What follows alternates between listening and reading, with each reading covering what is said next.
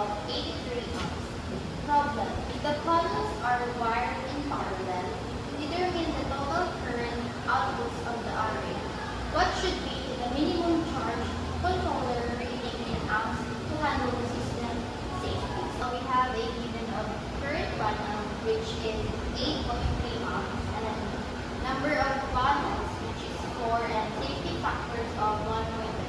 So we're going to solve for the total current in parallel and minimum controller rating. So we have a formula for I total, which is current panel multiplied the number of panels, which is 8.3 amps times 4. So the result is going to have a 33.2 amps. And for the rate, minimum controller rating, we have a rating is equal to current total times 1.25, which is the safety factor. So we're going to simplify. We're going to have a result of 41.5 amps.